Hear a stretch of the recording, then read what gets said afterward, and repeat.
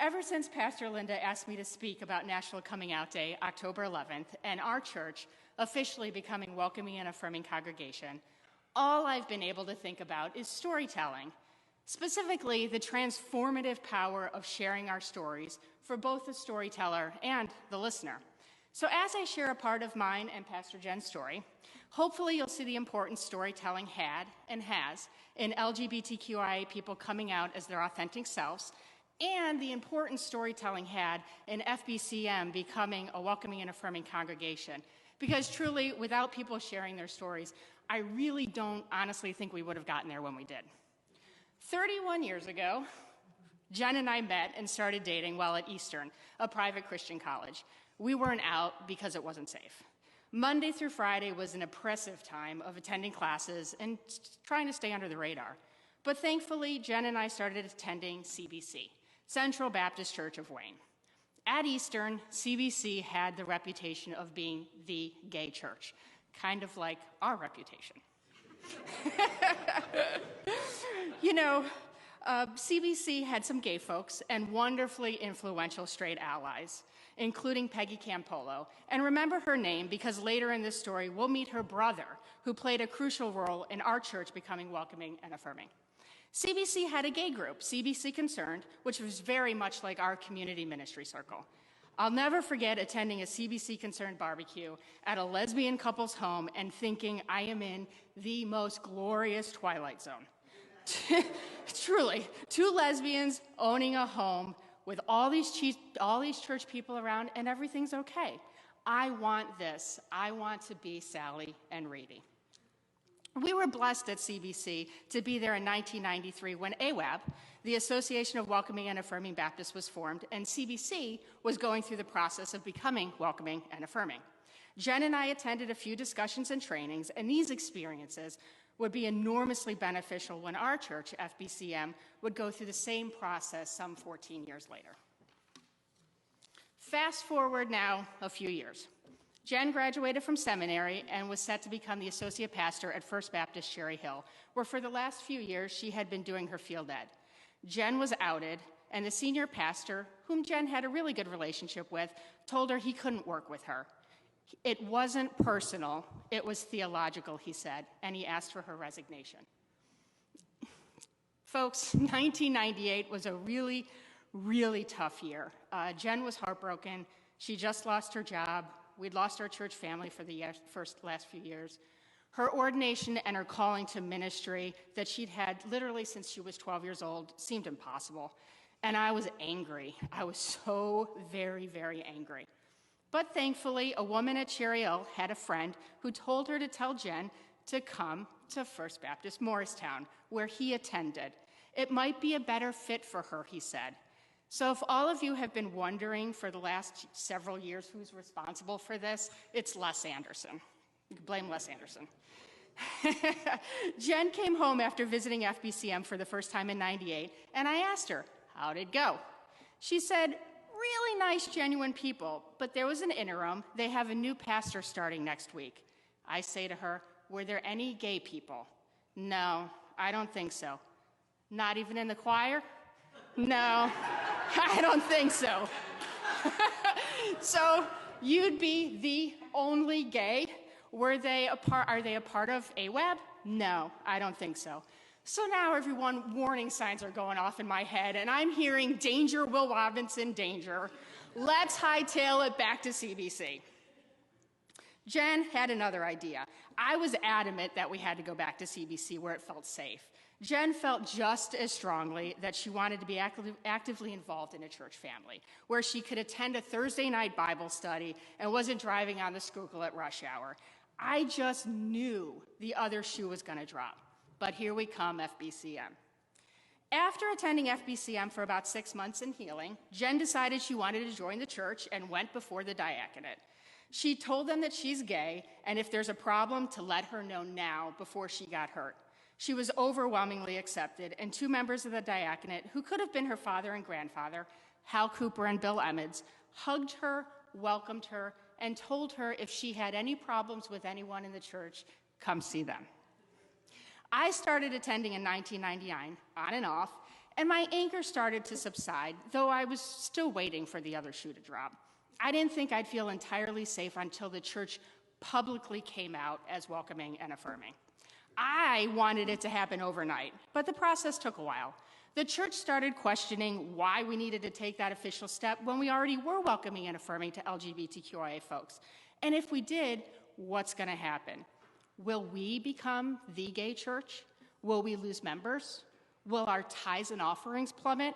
Will we be disfellowshipped from our region, ABCNJ? Which, spoiler alert, we'd thankfully end up leaving ABCNJ and joining our current region, Rochester, Genesee. Thank goodness.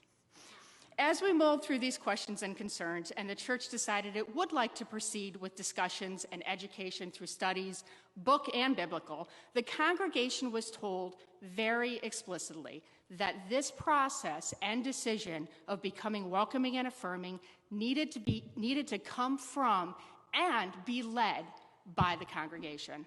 So FBCMU stepped up. Jen led a discussion and book study on a book called More Than Welcome, preparing and getting folks comfortable and sharing their stories. And remember Peggy Campolo. In steps her brother, Bob Davidson. Church, we just heard that name, Bob Davidson. This is the same Bob Davidson who wrote us a letter in celebration of our 185th anniversary that John Dinsmore read. Bob wrote how honored he was to be an interim pastor and member of our church, a welcoming and affirming church. Notice Bob didn't mention the crucial part he played in that. It's not Bob's style. It's not Jen's style either. After Bob retired from being an ABC minister, he and his wife Dorothy attended our church. Bob was very much aware of mine and Jen's time at CBC with his sister Peggy when CBC became welcoming and affirming.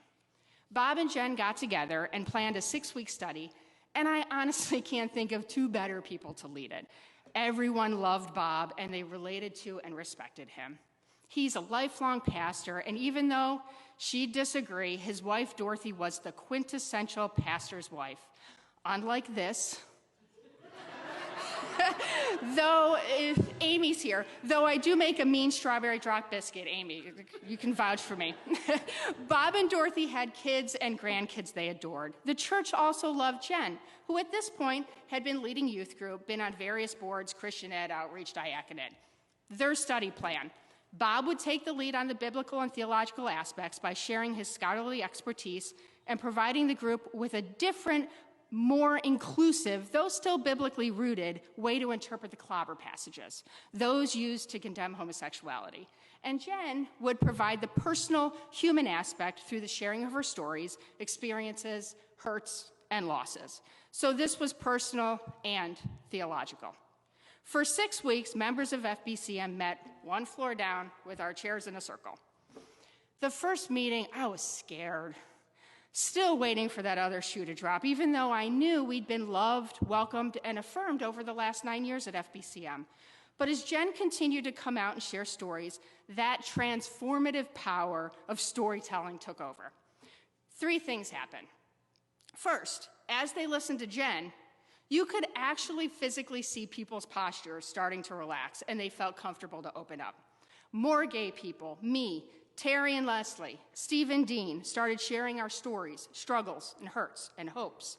Straight folks started sharing their experiences with gay people, faith, scripture, and their struggles, and they started asking questions. The second thing that happened was a commonality was found. Straight folks realized they had a ton in common with gay folks and vice versa.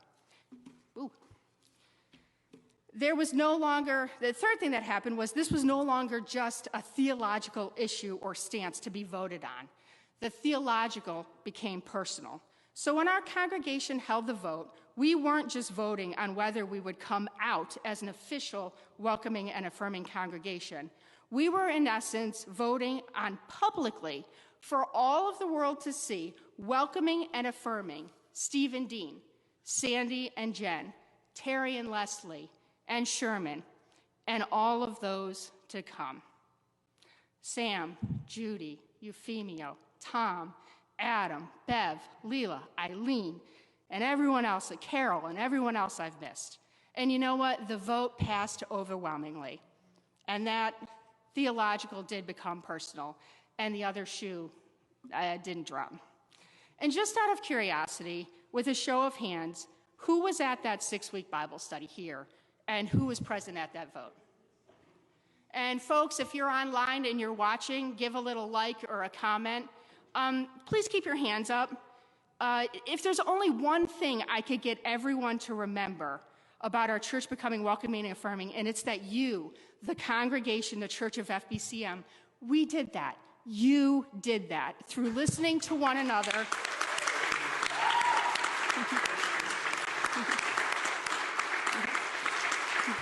You did that.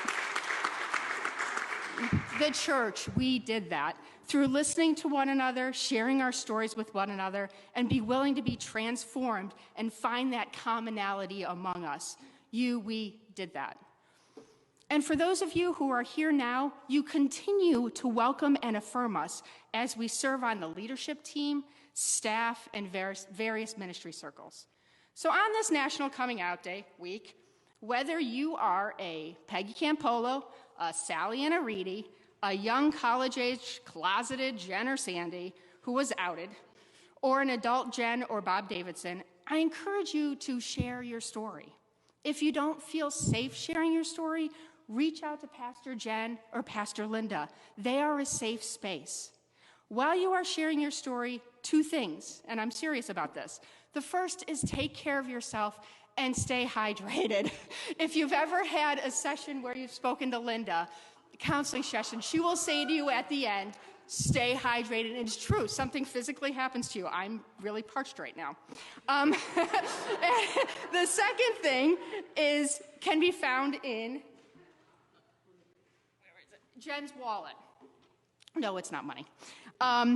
And then it's remember that wherever you are in your coming out process, God is forever loving you. She has this little sign in her wallet she's had in there since the early 90s. It says, God is forever loving you. I wish I could give you all copies of this, but I can't. So instead, I invite you to grab a wristband that says, God loves me just as I am, First Baptist Moorestown, New Jersey. They're on the communion table in a basket right outside the door. Who knows, someone may see it on your wrist, and it may be the catalyst that they need to come out and share their story. And just as a side, I didn't write this out, but it dawned on me as I was writing this that I did actually become Sally and Reedy for the community for when we have people over at our house for barbecue. So there you go.